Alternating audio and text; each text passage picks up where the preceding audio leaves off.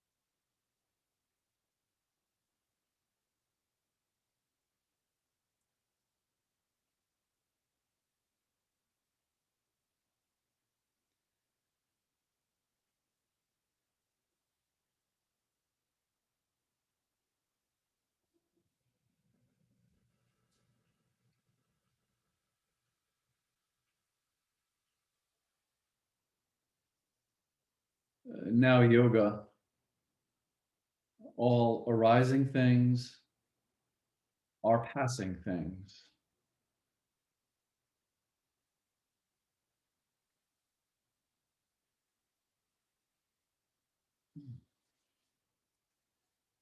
Very good. So let's put something under the lower back so it's balanced with just a little bit of pressure, but also allowing you to relax. A little bit of pressure and allowing you to relax. So if you have a small bolster, you could certainly use a small bolster. This is what I use in my morning practice, or you could just roll up a blanket or a towel. So what we're going to simply do is we're going to put the prop behind us. So we're going to sit in front of the prop and put it crossways, put it horizontally across, and just go down to your forearms first. So really snuggle in. And if you're using the bolster, you may need to remove a little bit and tuck it in, work with the filling for it. If you have a roll, you may need to unroll it a little more, roll it up, so you find that place of equilibrium where you can feel something, but it's not distracting. We're more interested in just a very slight pressure and you relaxing deeper into it. So once you have that, you've sort of settled into that, bring your upper body down, make sure the buttocks are both on the floor, and then just relax your legs out.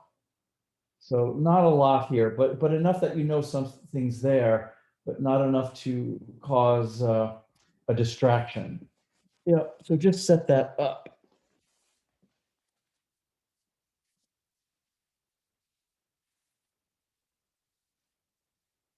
And I just want to read a couple of things. And one of the things I did when I was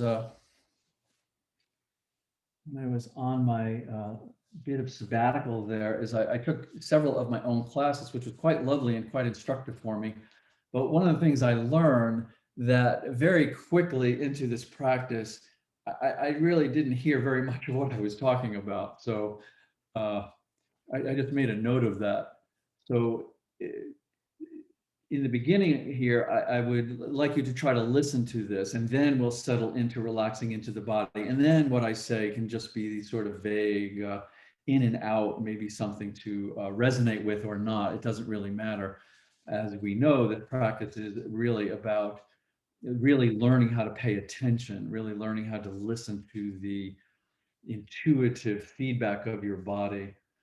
But this is something that's very close to my heart, and I'm going to read from Job's Body, Dean Johann, and two things that I want to sort of connect.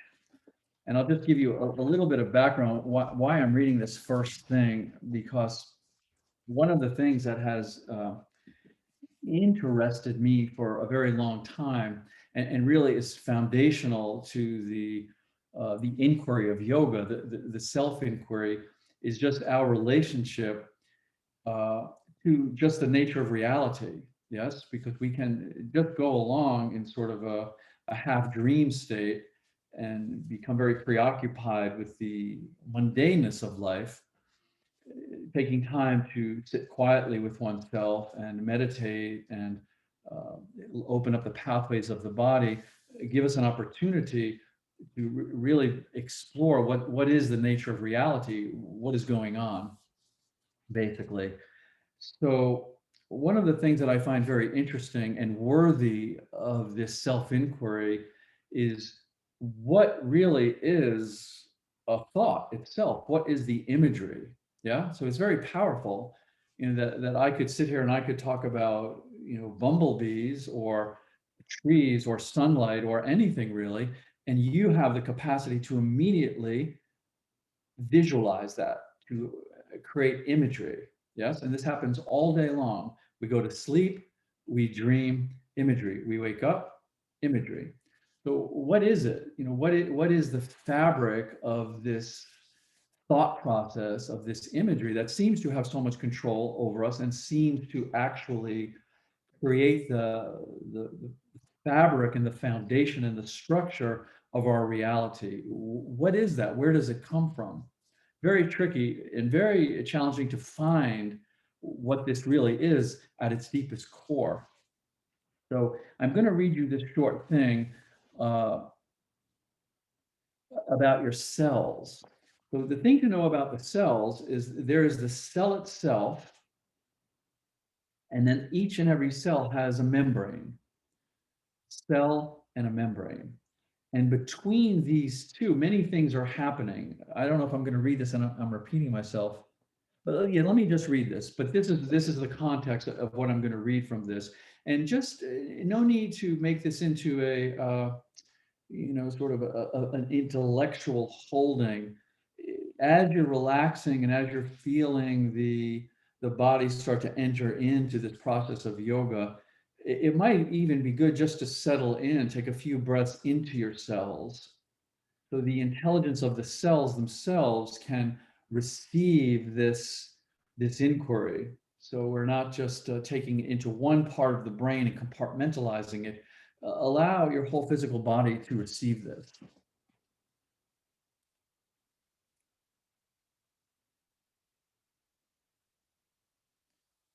It is the membrane which constantly makes the decisions most fundamental to the life process. What is toxic, what is friendly, what must come in, what must stay out, what can remain, what must be eliminated, so that the interior may continue to live, grow, divide. It is not enough that a membrane wall be a wall, it must be doors and windows as well. Doors and windows endowed with their own sense of discrimination as to who shall pass and who shall not.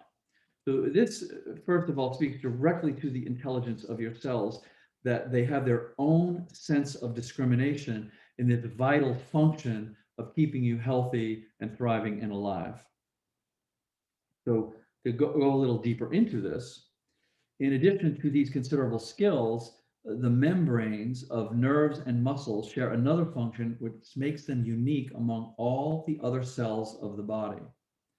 Besides monitoring the passage of chemicals back and forth across their thresholds, these membranes conduct alternating positive and negative charges along their surfaces. These rapidly moving charges are called action potentials, and their ripplings along the neuromuscular network are the material essence of our experience and behavior. They are the only concrete, measurable basis of sensation, thought, and motor response.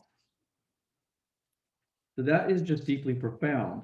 But basically, what this is saying is that uh, these charges of positive and negative that are rippling between the membrane and the cell, and then rippling along the neuromuscular network, that this is the basis of all of our sensation, thought, and motor responses.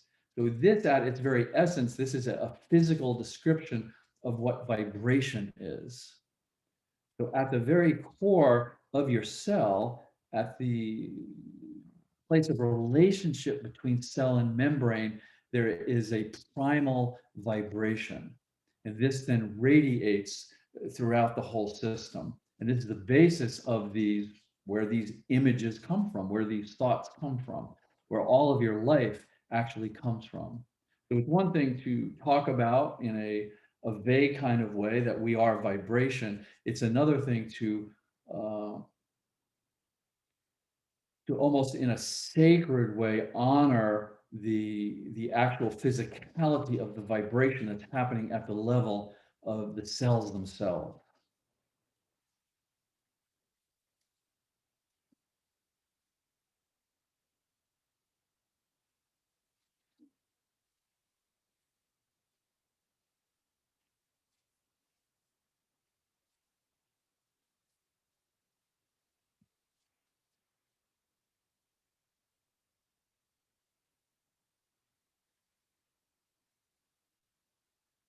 Bring your awareness down into your feet and just feel the presence of your feet, and let any energy that you feel in your feet just drift inward.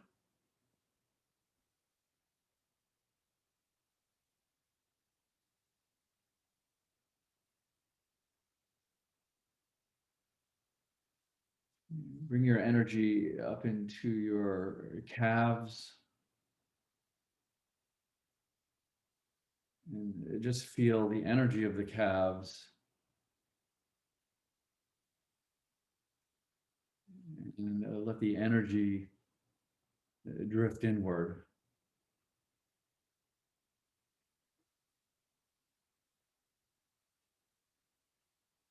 Bring your attention to your knees.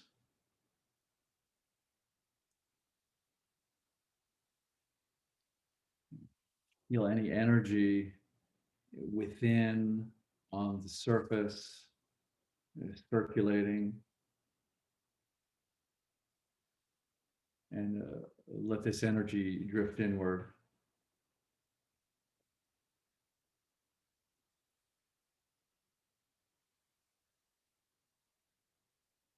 Feel the energy of your thighs, the back of your thighs, your hips.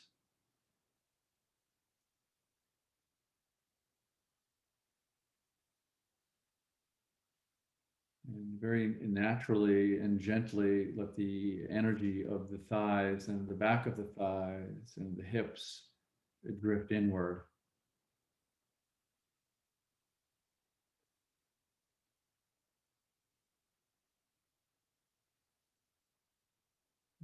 Feel the energy of your lower belly, maybe softening with your breath. Energy of your pelvic area, and this slight compression into the lumbar area, and just feel this, the tingling, vagueness, maybe a slight compression, and let this energy drift inward.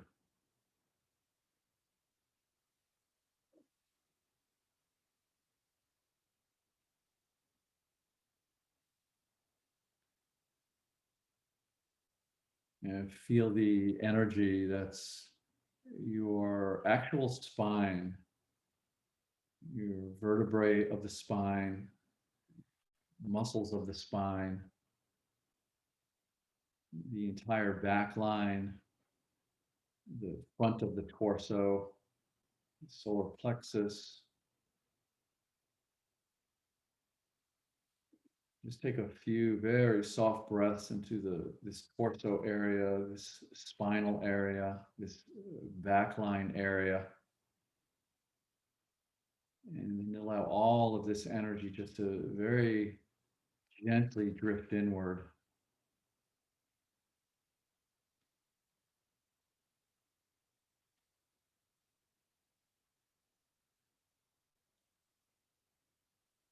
Feel the energy of your shoulders, down your arms, into your hands, your wrists, elbows.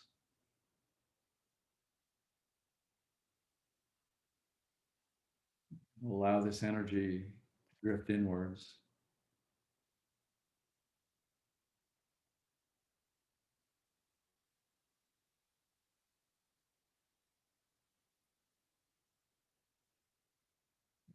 Feel the energy in the upper part of the chest, in the throat,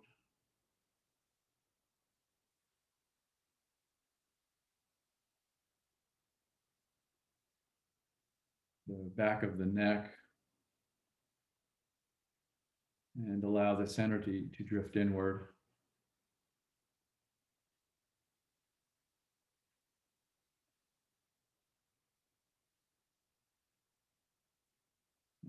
Feel the physical entity of your skull,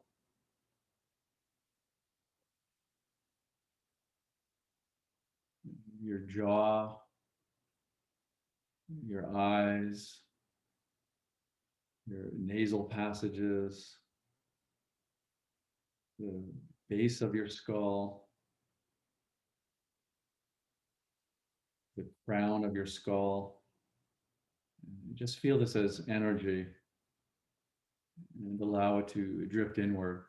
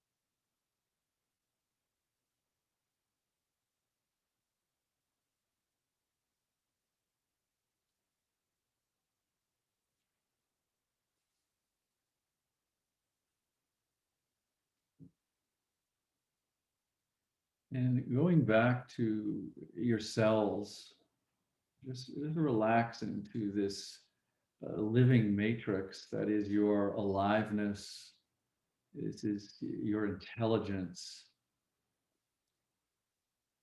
and just feeling that this vibratory nature that you are is accessible. We can feel vibration, we can feel energy, we can feel a sense of flow. And this is the subtlety of our yoga. We want to learn to pay attention to ourselves at this level.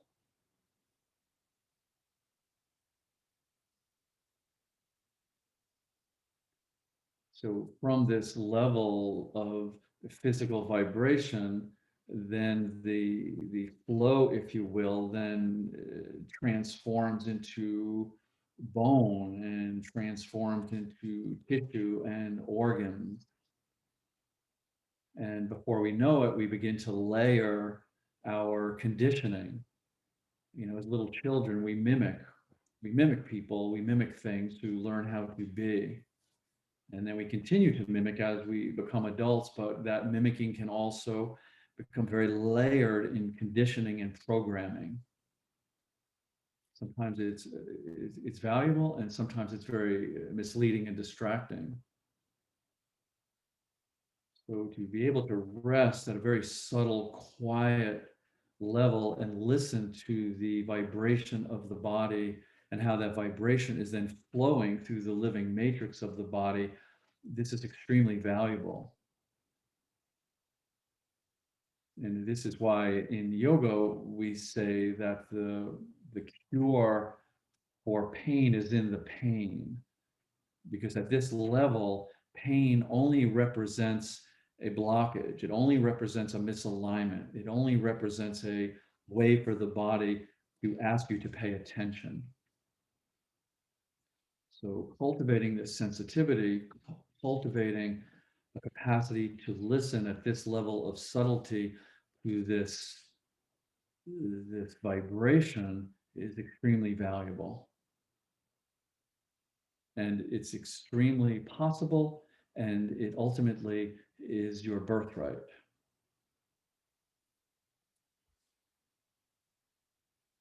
Okay, so let's put your feet on the floor. And before you move with the feet on the floor, just let the knees, both knees, go to the side to side, and just kind of work this out. So even though we had this at hopefully relatively mild pressure, the time we work here makes a difference. So we want to make sure that we're kind of softening the muscles before we make any kind of abrupt movement.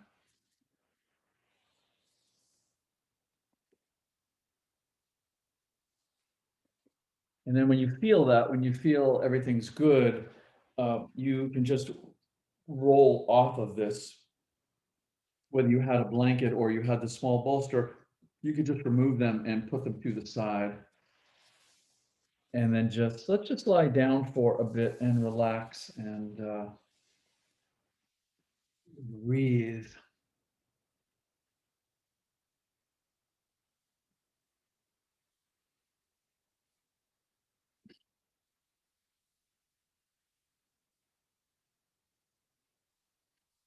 So this is lovely. So we start out with this flow inward kind of foundation to work with the physical through each progression of the poses. And what's really nice about this too is then, and this is particular to the yin, is that now it doesn't matter where we compress, where we angle the body and work on range of motion, because we understand that through this living matrix, through this fascial system, the whole system is being affected. So this is not the kind of practice where we're interested in cause and effect, pose and outcome, pose and consequence. We're trying to bring um, our attention to the entire body.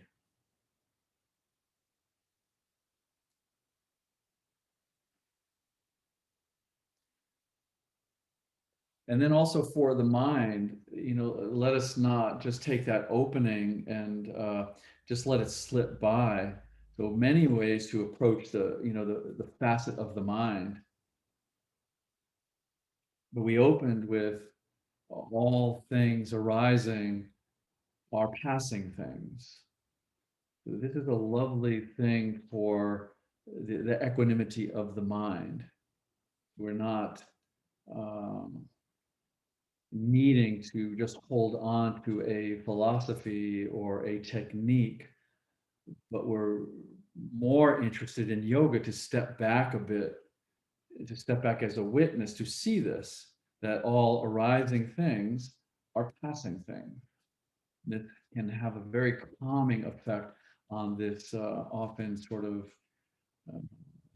habits of the mind that want things to be a certain way. Okay, so let's if you're lying on your back, you can just roll over onto your belly. We're going to do this thing on the belly, and you might want to have a pillow or a folded up blanket for your head. uh, I'm just going to use my pillow. I would use my little black blanket over here, but this black thing on top of the black blanket is my kitty. And something about disturbing a kitty on your props doesn't seem right to me. So I'll just use this pillow. So what I would like you to do, I just want to get into the shoulders a bit. We're going to go shoulders, mid-spine, shoulders. So just come up to the forearms. Yep, first. We're just going to do a shoulder compression. And then from here, doesn't really matter which side, but well, I'll just choose a side. Stay resting on the right forearm. Yep.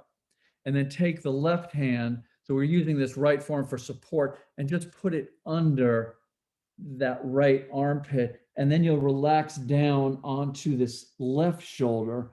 The tendency here is to want to roll over to the left away from the compression. My suggestion is to just support that right arm so the right shoulder can relax down and certainly the right hip. So we're not rolling this right hip over. We want to keep it down. You can bring the right leg up. Sometimes I bring this right leg up to really stabilize the hips. And then to not just dangle the neck, this is not so much about the neck. This is where I would pull the pillow under or the blanket under my head. So I have the right arm just in front of me for support. And this works too if we want to come out of it a little bit and give that left shoulder some release. Now, of course, if you're working with shoulder stuff or an injury, then you may want to roll a little bit and kind of ease into it a little bit. Yes, back off a little bit. Yes. So, just fit your body and how you're feeling into this template. Yeah. And then we'll just relax into it. Yeah. So something for the head is good.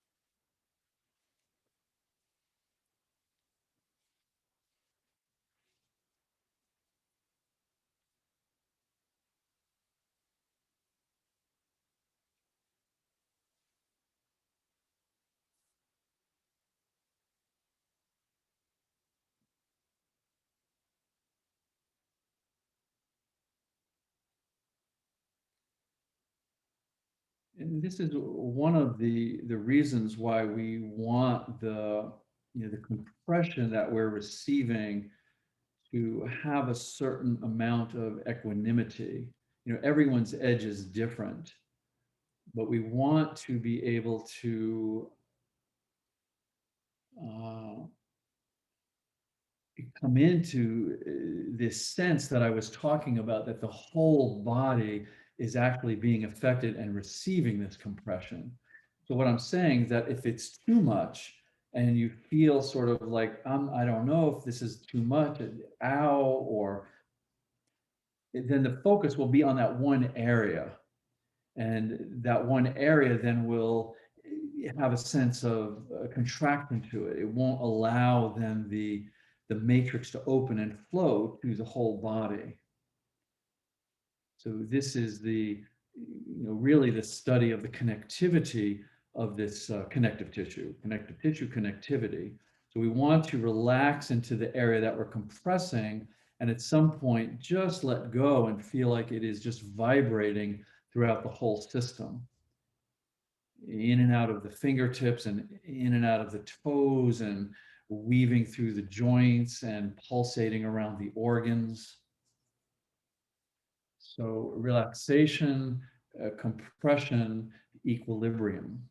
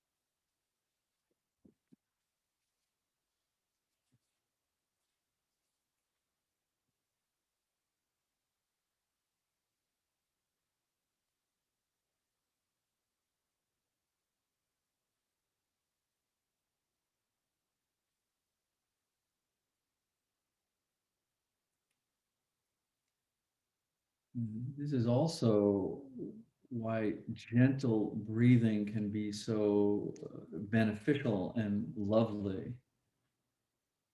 So when we're, feeling the compression and we're cultivating a certain receptivity, we can also start to experience the breath as being very absorbing. So instead of just a mechanical breath in and breath out, the, the, the, the imagery and the feeling can be that my body, my cells, my organs are absorbing the breath, absorbing life providing oxygen. And even if there is a density, if there is a discomfort or a pain, we can allow that pain to absorb some of the breath, to soften it, be gentle with it.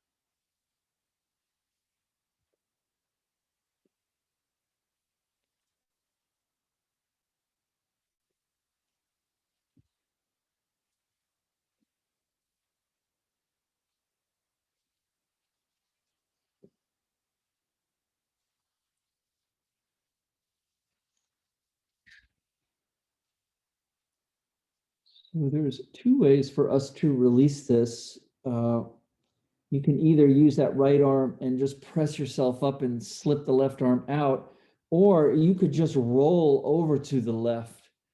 So just roll over to the left onto your back.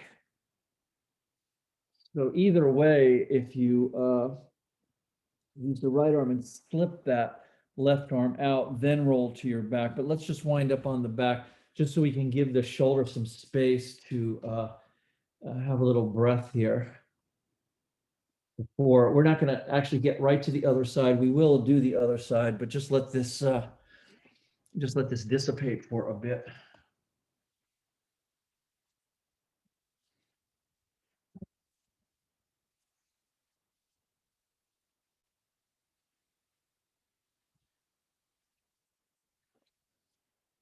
Good. So instead of going directly to the other side, I'd like to get into the mid back. So if you have the large bolster, let's use that. If you don't have a large bolster, then just take a blanket that has a little substance to it and fold it over into a nice sort of block shape. So something that will pretty much, mimic the height of the bolster. Yeah. And you'll use that, and I'll show you that. So what we're going to do is, if we're going to use the big bolster, if we're going to bring this vertically up the spine, so you're going to sit on one end of it. So sit on one end of it, and I like to start all the way down, so we can place this. This will depend on really the length of the torso. So kind of like a supported fish pose. So the feet will stay on the floor. You'll sit on one end of the bolster. Again, it's going vertically up the spine. And then you can relax down to your forearms and placing this right sort of at the shoulder blades. Now, a couple of things here. You can just put the head on the floor and start here. So my shoulders are not on the floor, but over time, you may want to just bring them down. Just I'll remind you to make a little shift if you want to.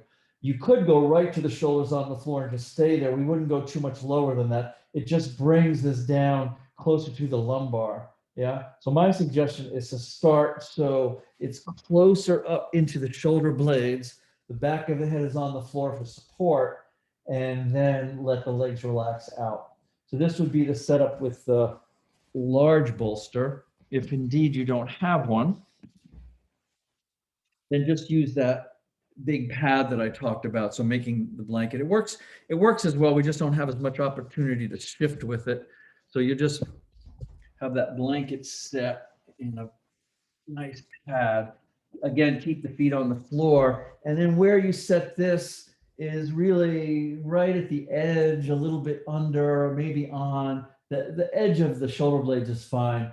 Yeah, so if you come too far up, it'll get into the lower back. So I want it more in the mid spine. And then you can relax the legs out. So it works just as well. You just don't have uh, that ability to adjust. And if you need something for the head, be really careful. Don't pile the head up, like don't make it a pillow where you're going to bring the chin down. You really want to preserve the integrity of the curve of the upper spine coming out of this mid spine. So if you need some softness or something, try to keep the chin up as much as possible. But if it's pinching, obviously get some support there.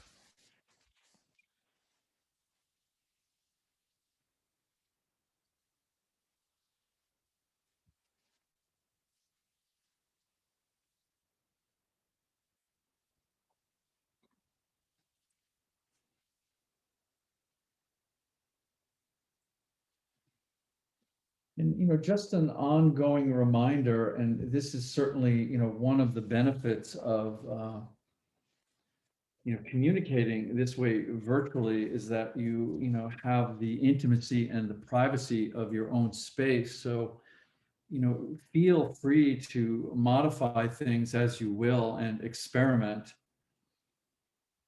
And this comes again from, really paying attention. So it's lovely that I can suggest a structure, I can suggest a template, but fitting your body into it is really up to you. So, take advantage of that. If something doesn't feel quite right and you want to adjust it or change it, this is um, this is really, where yoga, germinated from. It just came from people just like you and I that started exploring how to move their body and listen to their body in a way that they could get maximum feedback.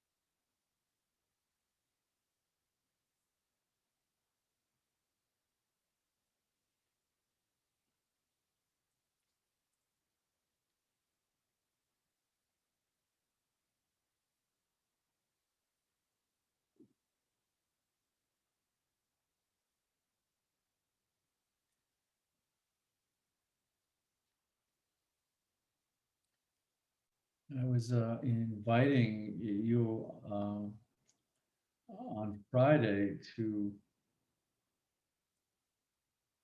really explore this incredible gift that we have of attention. So typically, if we become, somewhat obsessed with the physical, or we get lost in thought, we're just allowing our attention to be habitually drawn. Yeah, this could also be, a form of distraction where we're not even really there. We're just allowing attention to dissipate. And sometimes there's nothing wrong with that. Sometimes we just want to let ourselves drift and let the attention take us where it will. And oftentimes that can give us a certain level of insight. So I'm not suggesting a technique here.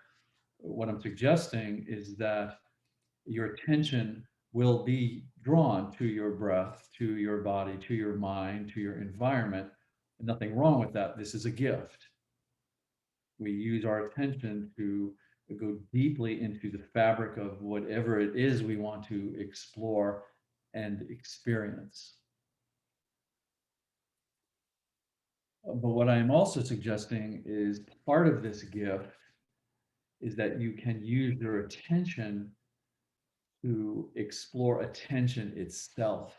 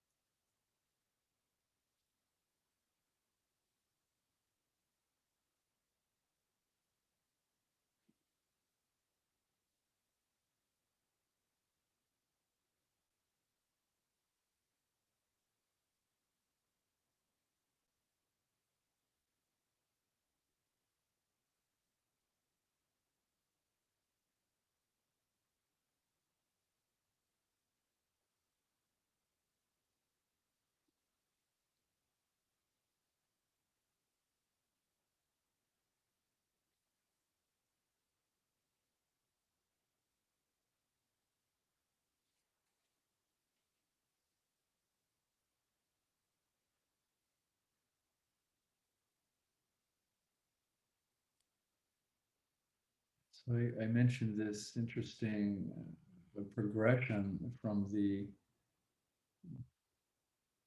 action potentials of your cell membrane and cell, this lovely dance of vibration, negative and positive charges, as being this basis of sensation and thought, your beingness, and then how that through this living matrix morphs into tissues and bones and organs.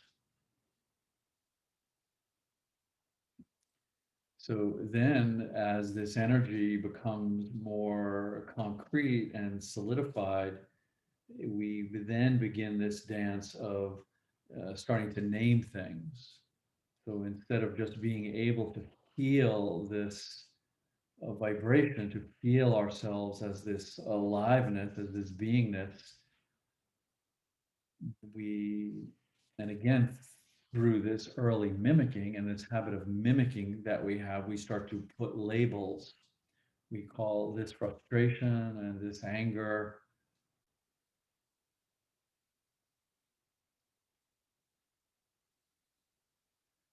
This painful, this pleasurable, and on, all of these labels that we immediately superimpose upon the energy that is pulsating in our body. So we have an opportunity, part of the meditation is to lessen the, our capacity and our habit of storytelling, of having a label for a feeling, having a label for just an energy in the body. And are we able to sink in, relax, trust this aliveness, that it doesn't need a name, it doesn't need a story.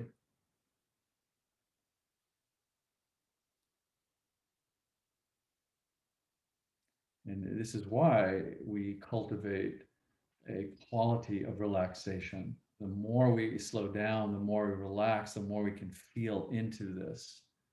And we can see often, at least for myself, I can see these habits of my mind. It's just, oh, it wants to do this, it wants to tell me this, it already has a label and a diagnosis for that. This is all habits of the mind.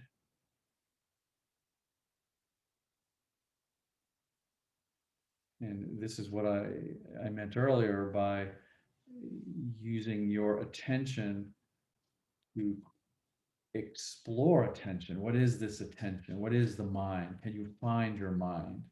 Or is it just habits and stories and diagnosis that come and go?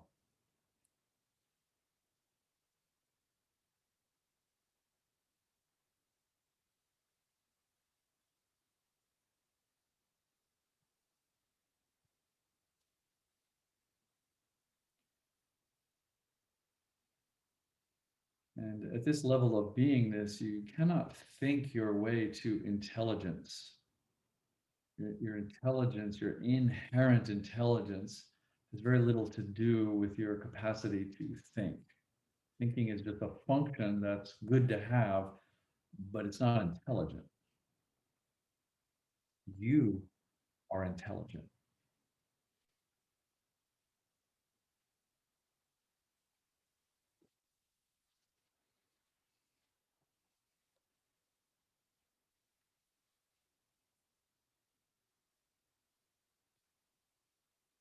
So we're just going to be here a bit longer. If you want to make a little shift, if you're on the blanket pad, not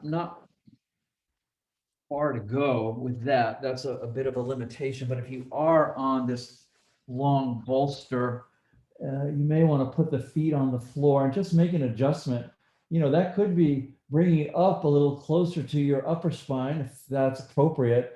It might be more interesting to shift down a little bit and get those shoulders on the floor and just have a little bit of movement and be like, oh yeah, just to sort of shift the compression being so specific. And it's often good to do this at the end of a yin pose, just shift it up just a bit, sort of get the body ready for releasing and just see how the energy of, that feels static can also have sort of this deeper inner movement.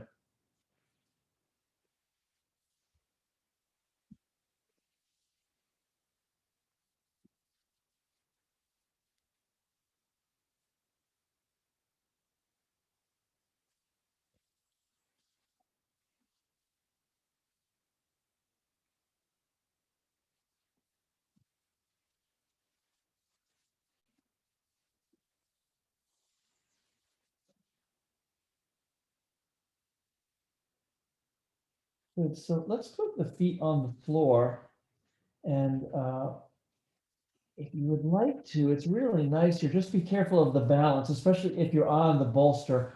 The balance can be a little tricky, but bringing the knees up to the chest, depending on how your back line is feeling, I like to just kind of play with this. It's really nice to sort of back and forth a little bit. I'll often even come into a bit of a snail pose and feel that the bolster's supporting the snail. So if you want to try something like that, in and out a little bit, back and forth. If you have the folded blanket, maybe just bring the knees up to the chest, just kind of play with it. It's kind of massaging out of it, but try not to fall off your bolster.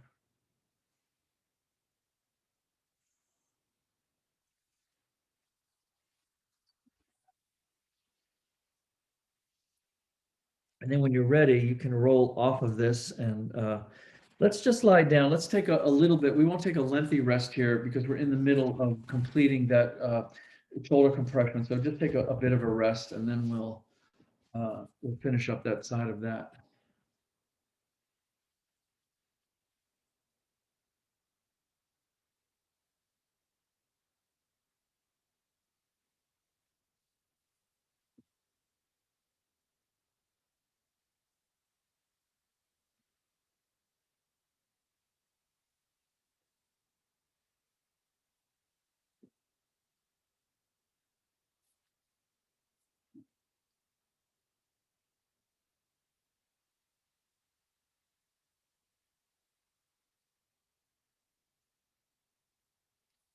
And just speaking of the just sort of the presence of ourselves as being intelligent, of being inherently intelligent, one of the things that I'm really beginning to,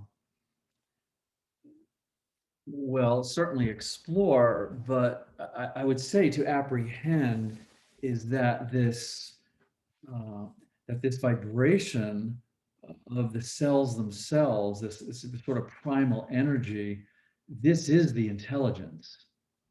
The just the fact that we have this aliveness and have this vibration that then moves through this system that has this connective system that takes it to every part of the body.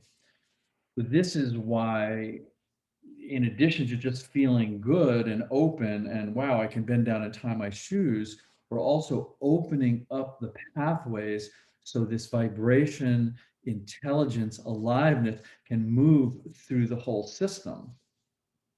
And we want to feel alive. We want to feel this sense of intelligence and beauty and not feel contracted and dysfunctional. So it's not a matter of, well, if I fix this and I fix this, then I'll be healthy. A healthy system is one that is always healing itself.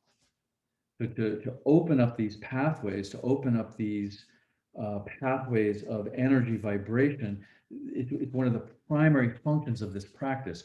We we relax into these patterns, we quiet everything down, we compress, and we listen. In some ways, it's really that simple. Okay, so let's come back onto your belly. And again, a pillow or a blanket for your head would be good. And back onto the forearms, laying on your belly. And this time, supporting yourself on the left forearm. So we did the other side, and then we'll take the right hand and slip it under that left armpit, come down onto the right shoulder. Again, the tendency is to go over to the right here to roll. This is why we use this left arm to put it out here to bring that left shoulder back down, the left hip. I suggested on the other side, we bring that left leg up. If you want, just use it as a stabilizer. For me, when I bring the left leg up, it kind of flattens my hips on the floor, and I don't have to worry about being unstable there. And then something under the head, and just drift into that shoulder.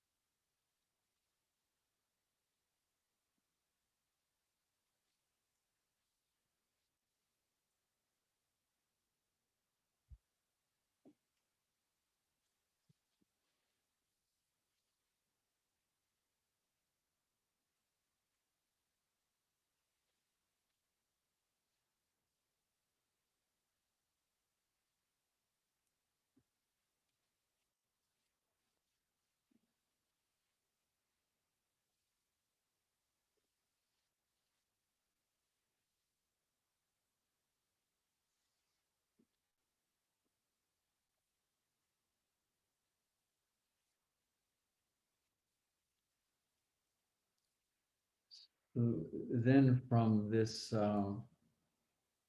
this perspective of the qualities of yin, the relaxation and the resting becomes extremely valuable. This this place of just a natural, organic stillness. So it's not really about holding or exploring conceptual frameworks or different philosophies or ways of self-improvement. It's to slowly and directly to rest in one's direct experience.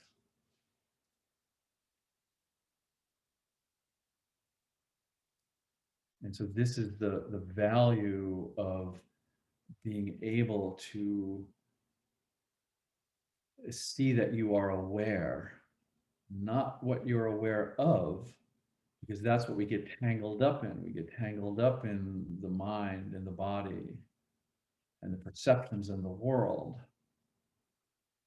So the yoga is suggesting, let's just take a rest from that. Let's slow down enough so we can see that the only thing that is constant, the only thing that never goes away, the only thing that is imperturbable is awareness. Once we have that space, then what we're aware of, we have a little distance, we have a quality of observing or witnessing it. And it allows us then to just rest and relax and to allow with a certain uh, equanimity and centeredness that, yes, all of those things, thoughts and sensations and world are arising, but they're also passing. But what's aware of that, the attention itself, the quality of self, is not arising and it's not passing. It just is.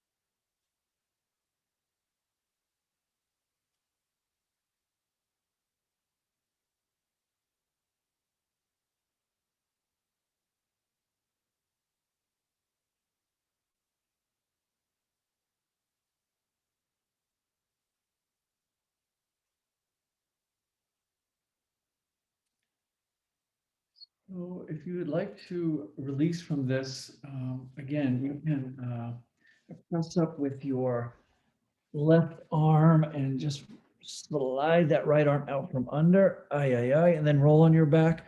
Or you can just roll on your back, just roll over. Not a whole lot of difference there, but just let's come onto your back, open your arms out, and we'll relax for a bit.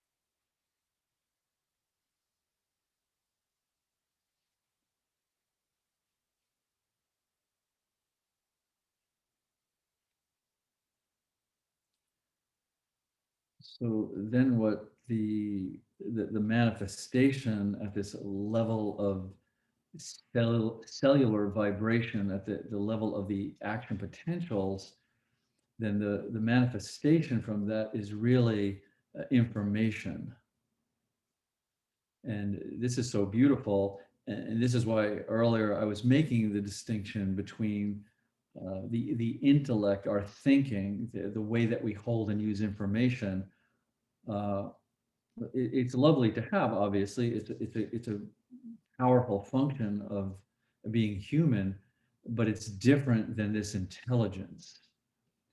So this intelligence is mysterious. This intelligence is not the intelligence of the intellect, although it can be.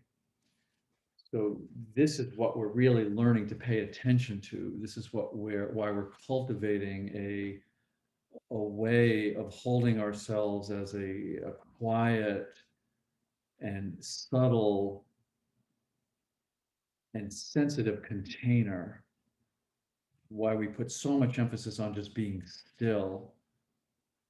So we're quieting really below the patterns of the mind, below the patterns of our habits and programming, and allowing this intelligence to inform us. This is the listening.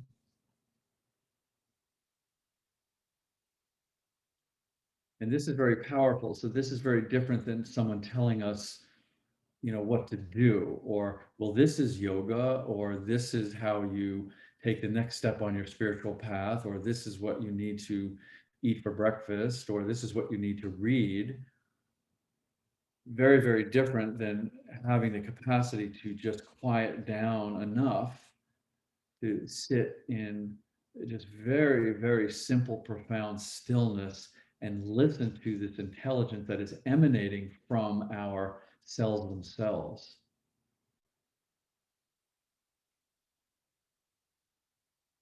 And this at the level of reality, at the level of physical presence, but also, trusting and really holding space that it is mysterious. We cannot fully grasp uh, this dynamic. Well, at least I cannot fully grasp it.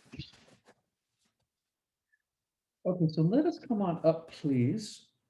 And if you have the large bolster, yes. If you don't have the large bolster, just a couple of pillows or a pillow and a blanket will work just as well. So we just want to have something to put under the knees, just to take some of the compression out of the hips initially before we let the knees float open. So put something, bolster or pillow blanket under the knees. You can bring the soles of the feet together. And when you start to come forward, try not to lengthen the intrinsic muscles of the lower back at all. So we're not trying to come out and over and lengthen. This will just engage the muscles and not allow the ligaments to receive this compression that we want. So if you're sitting up straight and you have the soles of the feet together and something under the knees, really soften and round and relax the lower back, and then just start to come forward. Yeah, and you can either let the head drop down, and it can either, dangle. You can just put the arms in front, or if you want to pull some more support in, sometimes we pull some support and place the head on a pillow or a blanket if it feels too much. But try not to avoid, if you're feeling as you drop the head down stiffness or achiness.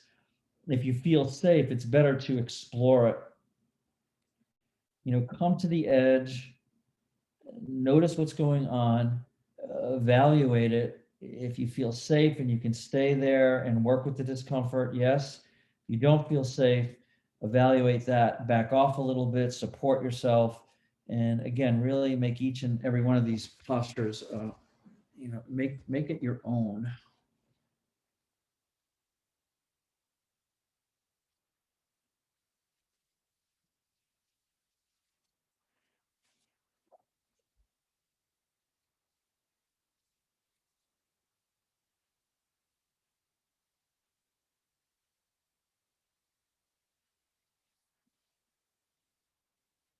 And this is recommended throughout the duration of any pose, is this continuing to evaluate.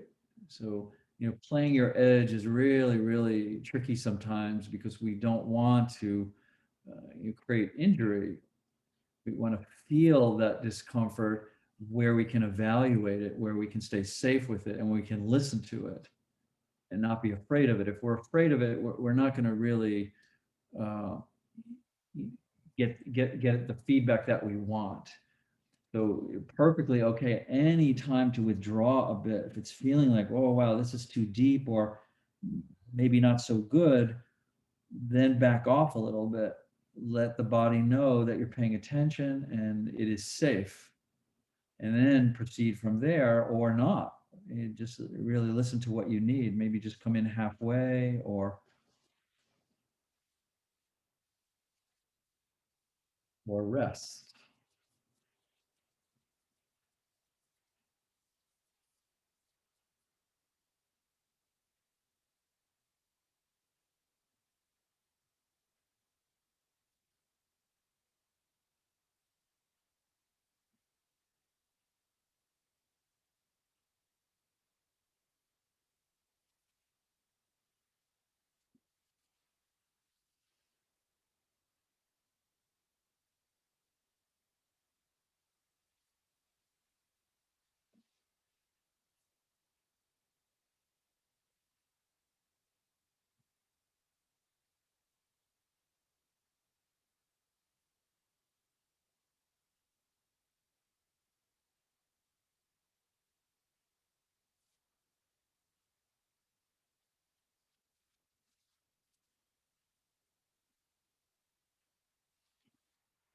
Okay, so let's come up from here.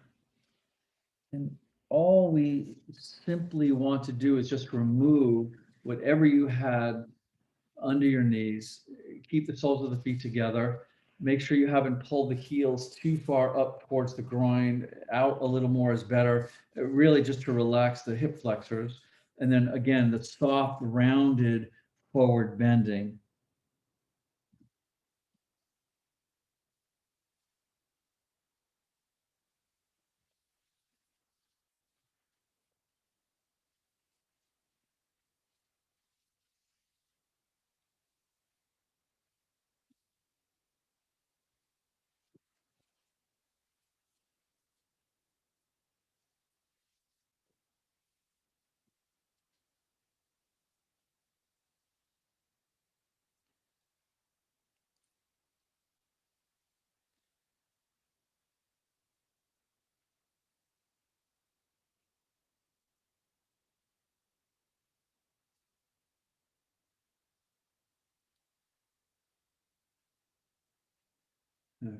Feel as though your entire body is absorbing the gentleness of your breathing.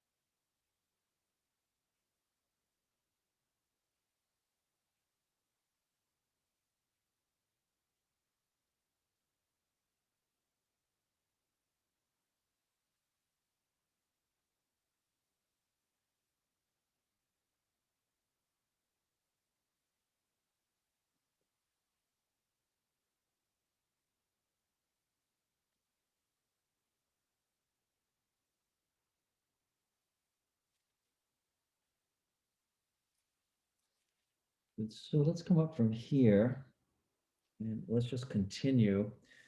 So just roll up and yeah, you may want to just bring the shoulders back a little bit and maybe sway the hips a little bit. And then we'll just straighten the legs at just about hip width distance. I just like to use the hips as the guide here. The head of the femur and the hip socket will, for your skeleton, have a natural place where the legs relax. So that's what we want. We don't want to hold hip width at a certain kind of alignment. It's really up to your hips. And then especially here, we're not, again, engaging the back muscles. We're not trying to bring the head between the ankles. We want to start first, just relax the shoulders and relax the head down and let this just naturally drift through the spine and relax the lumbar and then start to come forward. So who knows where you start to hover. And if the head does touch the floor, pretty much somewhere maybe between the calves, but we're not lengthening. We want those intrinsic lower back muscles to be, relatively unengaged.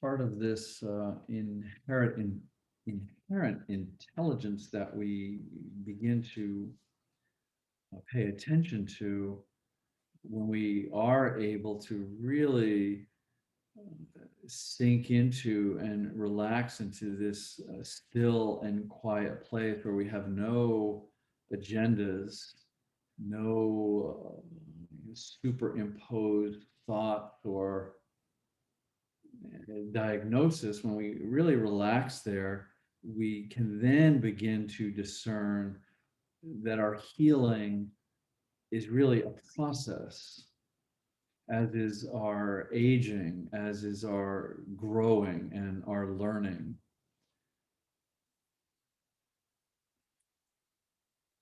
And a process that we can be very patient with and allow to just unfold as it will, that there's nothing wrong, there's nothing amiss. And these misalignments that we lean into, um, these challenges that arise, these discomforts, these are all part of the process. These are all there. It's life's way of getting our attention to teach us something.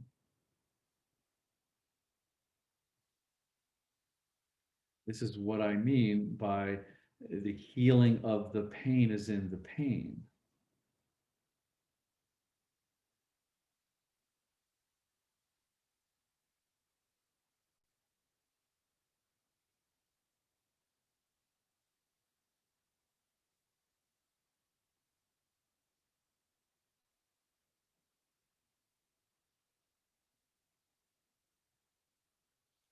The healing is embedded in the symptom.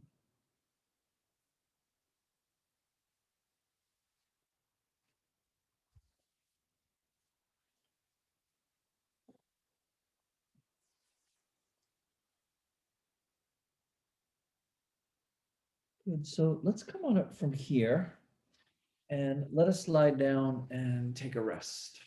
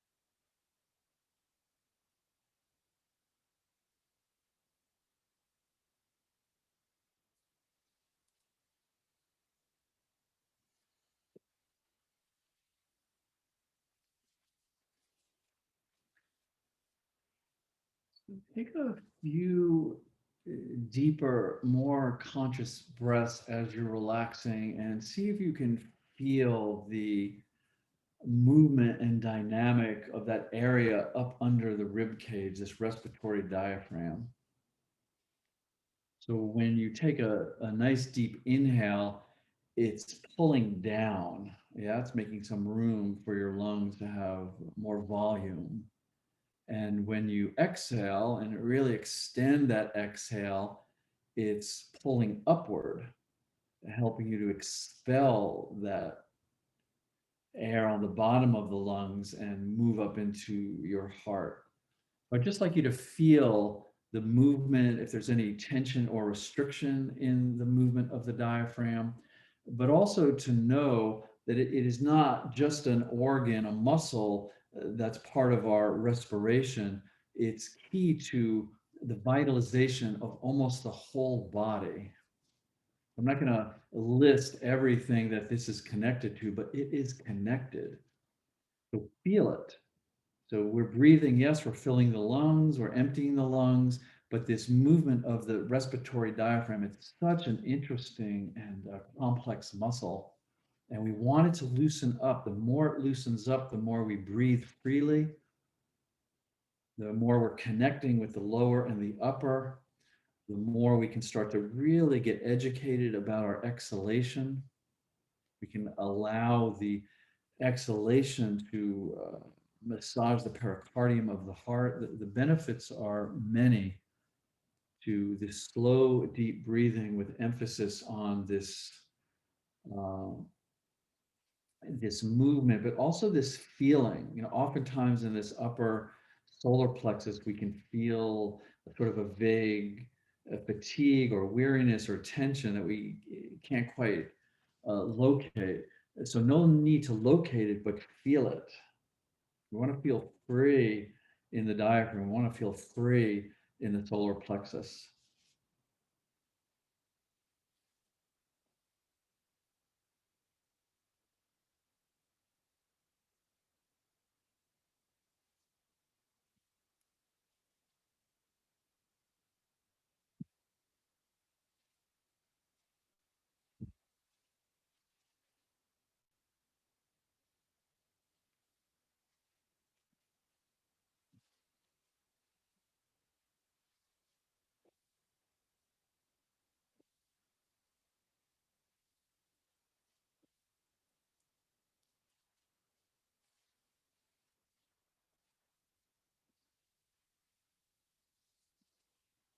Well, okay then. Let's come on up.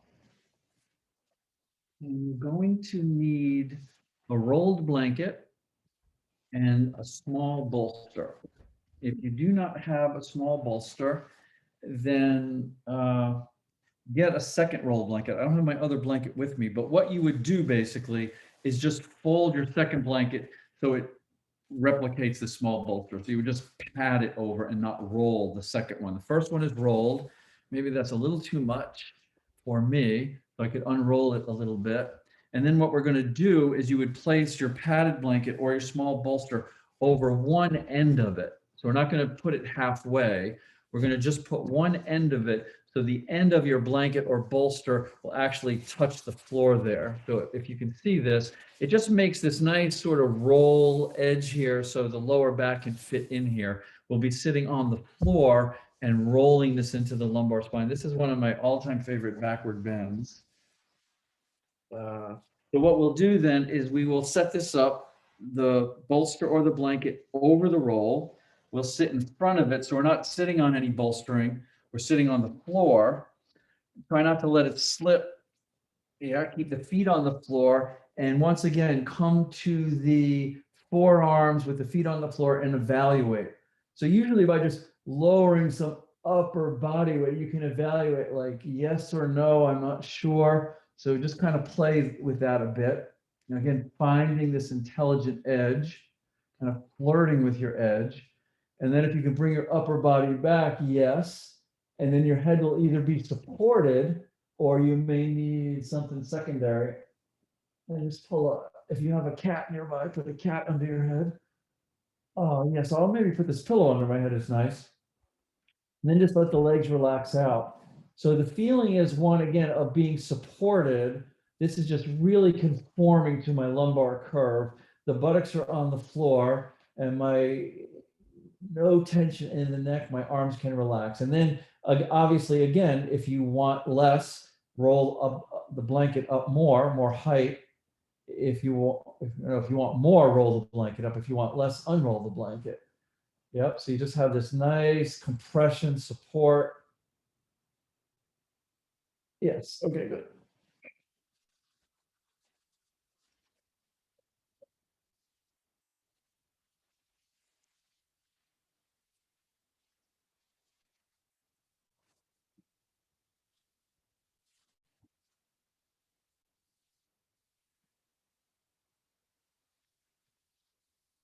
And just settle in.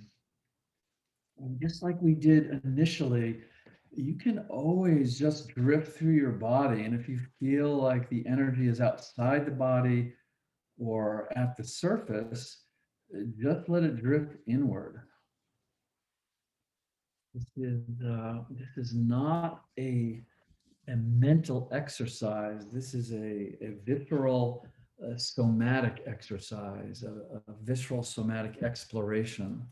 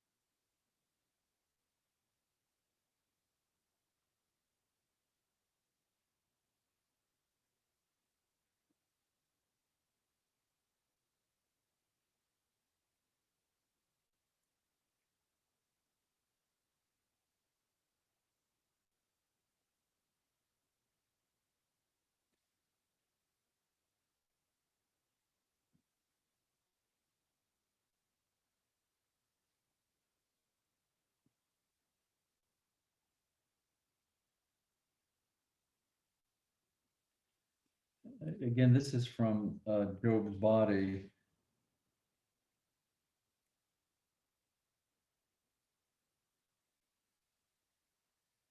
And last but far from least, the connective tissue constitutes the major repair mechanism of the body.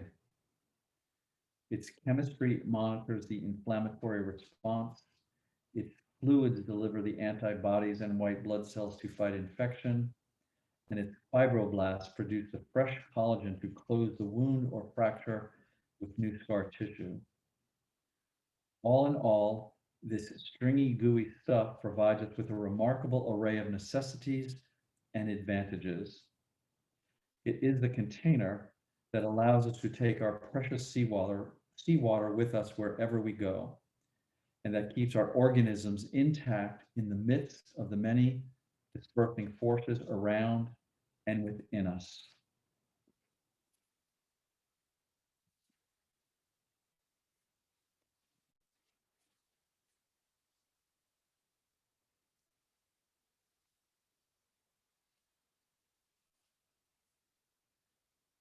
And if you do this consistently, this slow, mindful compression, listening and releasing, this is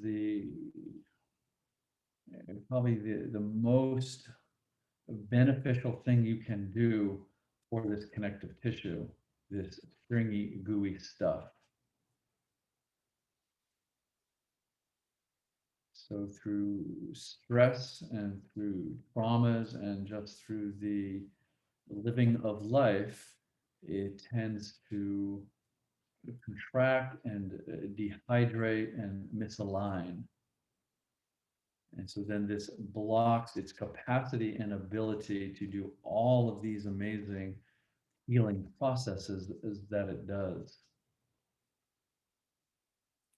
So again, yes, lovely to be flexible and bend over and have an increased range of motion, but also the internal workings and flow are what really keep us healthy, really keep us at that place where we can actually feel joy to be in the body. A contracted, tight, painful body uh, is very hard to feel joyful. To have the body open and fluid and flowing with its ability to heal itself, this is joyful.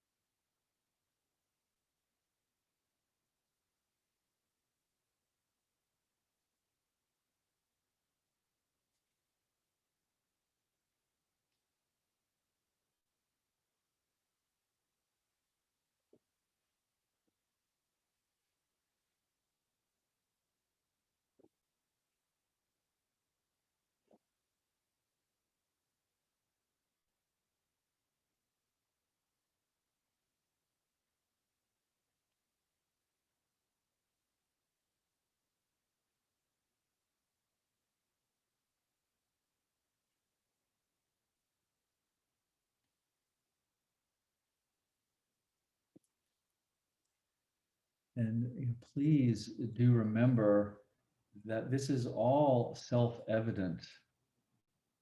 The only reason I share any of this with you is from my direct experience. This is the inherent intelligence that I was speaking of. So the quietness, the stillness is just that too much noise in the system doesn't really allow a deeper exploration of this truth, this mystery, and the nature of ourself. So we're quieting down the noise that hums in the nervous system, we're quieting down the habits of the mind. And then from this place of stillness, this all becomes self-evident.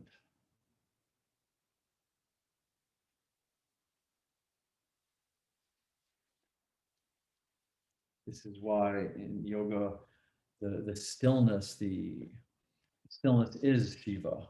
Shiva is the stillness. And this is why we say that Shiva is the destroyer of ignorance.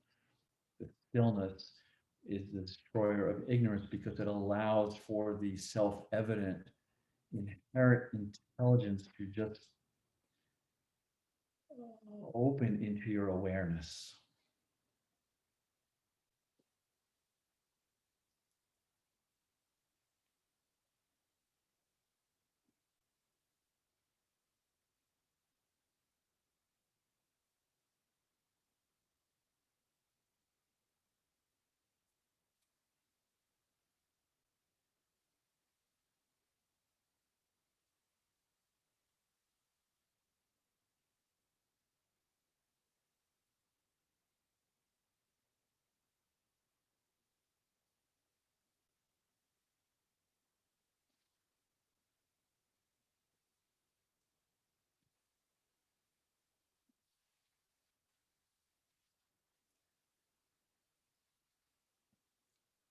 So any noise that you're experiencing, the best way for us to rest in this stillness is just to join it to the breath. Whether it's mind, it's body, it's a perception, just whatever it is, just join it to the breath. Let the breath relax, let the breath slow down, and let the breath be absorbed.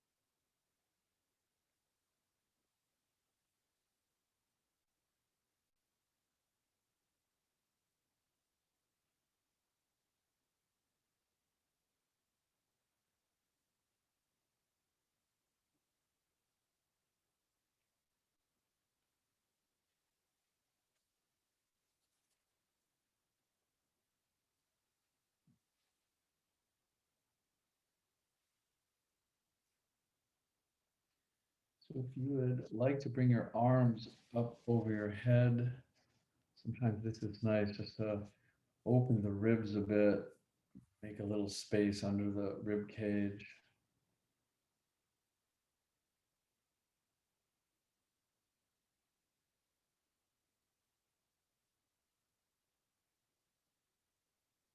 And bring your breath to an oblong. And what I mean by that, so we're going to picture an, an oblong shape with the breath, where it's just a circle, but an oblong circle. So we'll breathe in and feel like there's no break between the inhale and the exhale. There's no really even stopping between the exhale and the inhale. And it's just this circular breathing where you can't really even perceive where one begins and the other ends. You can just do this very gently. Just feel that it's circular and how incredibly subtle that shift really is. And this again is part of relaxing and releasing and softening that respiratory diaphragm. So it doesn't catch, it doesn't tense up when that exhale gently flows into the inhale and the inhale just flows into the exhale. So just do that at your own pace, in your own way, for a few cycles here.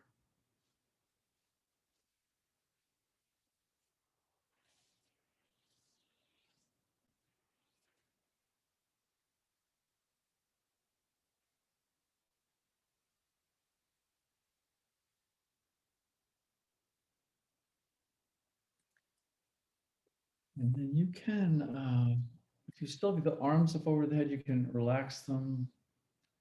You can bend your knees and put your feet on the floor.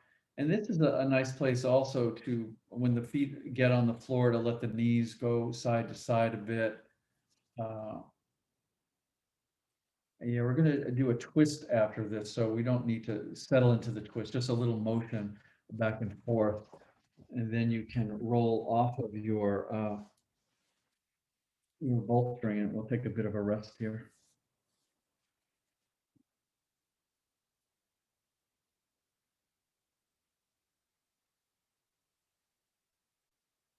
And also, once you really start to cultivate that circular breathing, where that gap in between, if it even is a gap, I don't even like that word, but that transitional flow, and you can start to allow your attention to rest there for longer and longer. You can slow the breath down so much.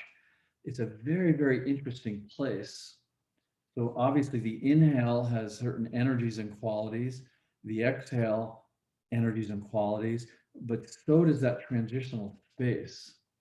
And so it's a way for yogis to really cultivate a sense of spaciousness, because it's this vastness, it's just this sort of vastness of the moment. And we can feel it in this space between the breath. So we get very, what's the word? We get very drawn to that. We get very drawn to this, even this idea that yoga is just an exploration of the vastness of the moment. So it's not inhale, it's not exhale, but it's that beautiful spaciousness in between. And the more we can rest there, the more that spaciousness can infuse into our mind and our heart and our body.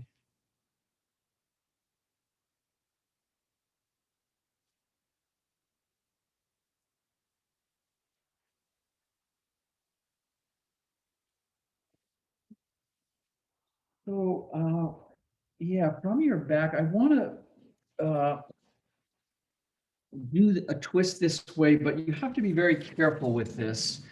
So be mindful of your lower back. I'll just kind of talk about it and show it a bit. So from flat on your back, Yeah, this is a good angle. Bring both of your legs just up. So you're looking at the tops of your feet. Yeah. Or your toenails or your toes. Something you're looking at. So your feet are just pretty much right over your face. And then cross the right ankle over the left. So the right leg is closest to you. So this is going to be sort of the weight to go down. So what we're doing, you can relax your feet. Relax the right arm out. So we want to keep this right shoulder grounded so we don't roll over to the left. The left arm can just relax. We're going to allow this whole, both of these legs to come over to the left. Now, what will happen is it's going to pull on your lower back. So this is where you need to be careful because you're weighting this. But at some point, you'll just let that left leg release down and find the floor and keep the right leg up. And so we're trying to keep this right leg as close to the head as possible, but then it's going to kind of fade somewhere. It's going to want to get back towards that right leg, but just hold it. You use a little bit of muscular strength here, and you'll kind of find your sweet spot where it's like, oh, yeah, just the weight of the leg hanging out is pulling me into this lovely reclining twist. Yeah, but just what I'm suggesting though is on the way down, because you're weighting down, release that left leg as soon as you need to. Yeah, so usually we bend the left leg, but we're keeping it straight. And then this right leg is just hanging in midair, pulling into, at least for me, my lower right lumbar area. And just kind of feel that. But if it wants to fade, or wants to come back down, find that left leg, that can be interesting too. So don't hold it where you think it should be, but really this is a significant weight when it's extended like this. So kind of play with it and you find a place where it pulls in. This can also pull into the piriformis a bit. So very, very lovely way to twist here.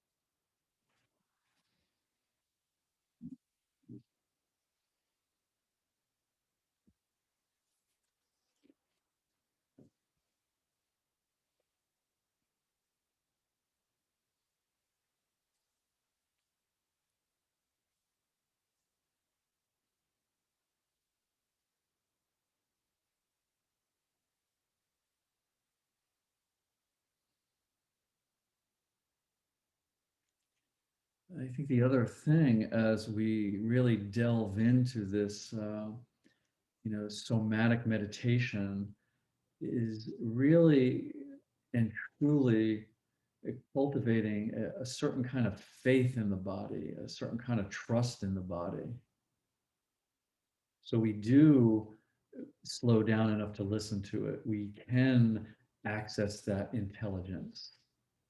And this is often how we learn. If we're listening carefully and we're following the guidance of this intuitive intelligence, this is how we learn. We get feedback and we apply it. If we're just running on concepts and opinions and judgments and external information, it can get very noisy and it can get confusing.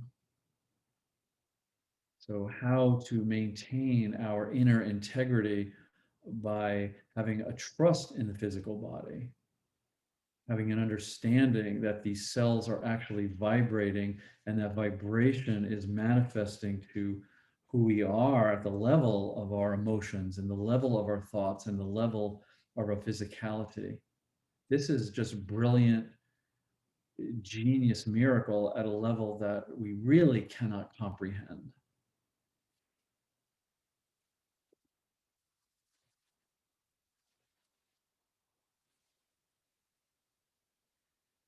Good. So if you still have this right leg hanging out there, you can just relax it down now and bring both legs back towards a straight spine. Yeah. So in between here, I'm gonna recommend to do a snail pose because it's probably one of the most important postures that we can do on a consistent basis. So if you have the capacity to do this, even if you just bring the legs up a bit towards the chest, yeah, you can even kind of pull them in a little bit. So if this is your capacity, fine. If you can go further, you can sometimes put your hands on the back of your hips and kind of push up a bit, or push down on the floor and try to come up and over. Ideally, we're going to bring those knees back down on either side. We want the knees bent, but we'll bring them on either side of the head. So this is just compressing from the skull to the digestive system. It's so incredibly therapeutic for the endocrine system, metabolism.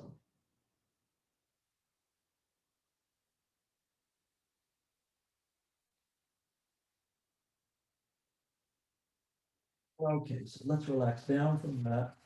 Yeah, yeah. Oh yeah, so that put that right up there with with flossing. I would put that up there with flossing. The snail pose. And then let's bring the legs back up over your face here. And we'll cross the left ankle over the right. Left shoulder stays nice and grounded. And again, take your time, but be really careful here. So both these legs, this is a lot of weight. Yeah, you might feel again the buttocks area, the piriformis. And then at some point you'd be like, okay, there's my edge. Let the right leg get grounded and then just kind of play with the right leg where you want it to hover. Oh yeah, yeah, somewhere in there.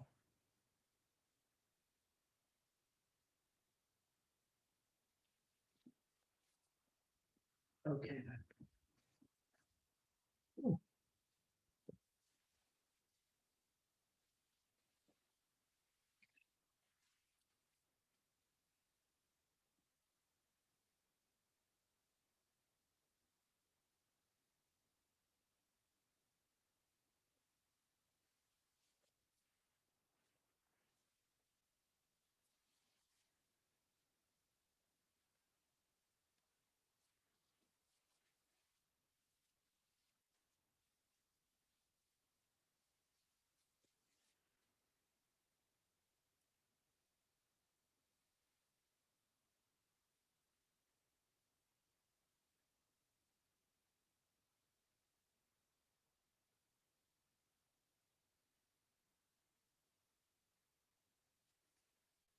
One of the things I was saying earlier is to begin this exploration of bringing your attention to your attention, of being aware of being aware.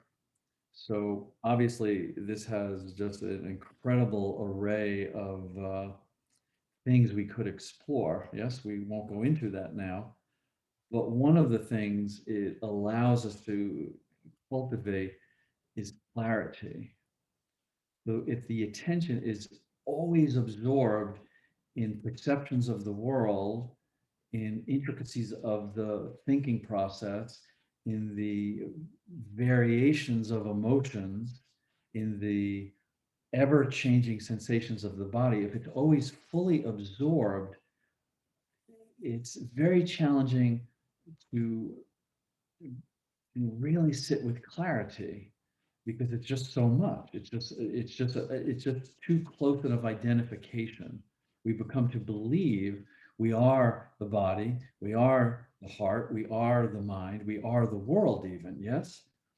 So this ability to ease back and see that this awareness is the self. This awareness is the beingness, is the essence. It doesn't change. Then we can cultivate a sense of clarity. This is the yogi sitting in the ground of being. And from this clarity, then we can choose, yes, I want to use the power and the gift of this attention to explore my heart, to explore my body, to explore my mind, to explore the world. So bringing attention to attention.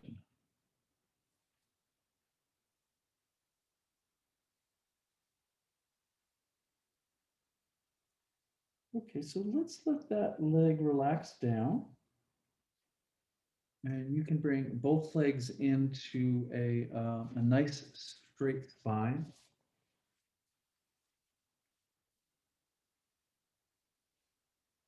And just begin to relax.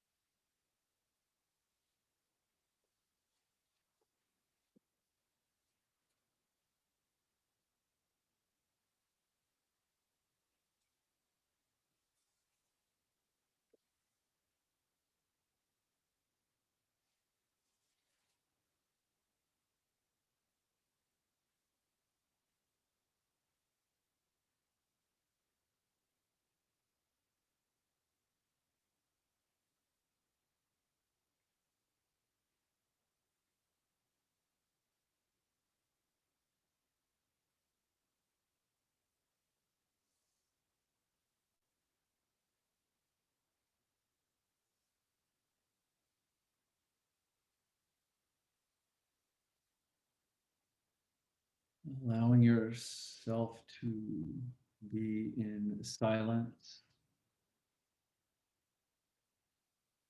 in gratitude, in presence.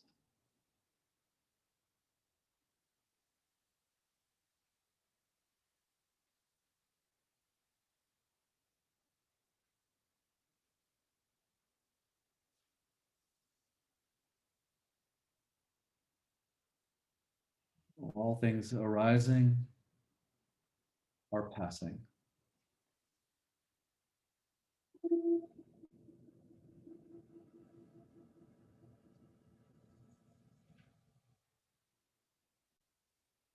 And namaste.